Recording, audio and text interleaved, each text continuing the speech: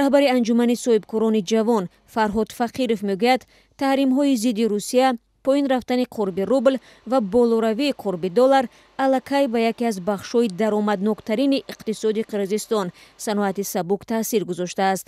ҳоло дар саросари кишвар дуконҳои дузандагӣ баста мешаванд, ки ин ҳазорон ҷойҳои кории занон аст. саноати дузандагӣ ҳиссаи асосии ҷойҳои корӣ ва даромади бюджетро таъмин мекунад.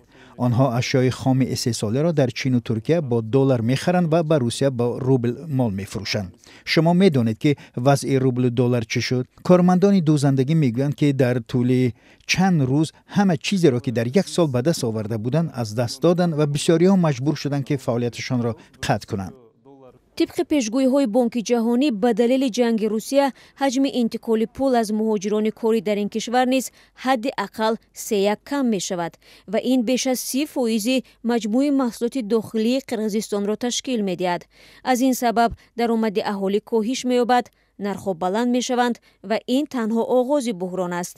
ба бовари собиқ муовини вазири иқтисод Элдар Абақиров, мардуми қирғиз аввалин оқибатҳои ҷиддии ҷанги Украинаро танҳо пас аз 2 ва ё 3 моҳ эҳсос хоҳанд кард.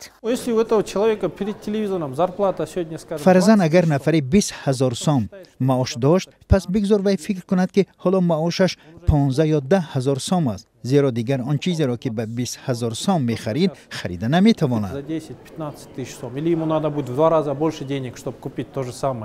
дар ҳукумати Қирғизистон мегӯянд, мақомот тарҳи вижаи зидди буҳрониро таҳия мекунанд, ки вобастагии иқтисоди маҳаллиро аз буҳрони Русия коҳиш медиҳад. мо ҳоло кӯшиш дорем ки паёмадро то ба ҳадди аксар кам кунем, аммо албатта кор зиёду хеле душвор аст.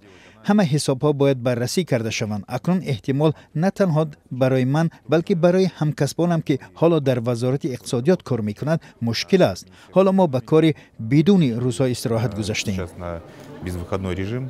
аммо Налиев мегӯяд, беқурбшавӣ ва бозгашт ба солҳои 90 намешавад. аммо зоҳиран сокинони Қирғизистон ба ваъдаи мақомот бовар надоранд ва ба харидану захира намудани маводи ғизоӣ идома дода ба буҳрон омодагӣ мегиранд.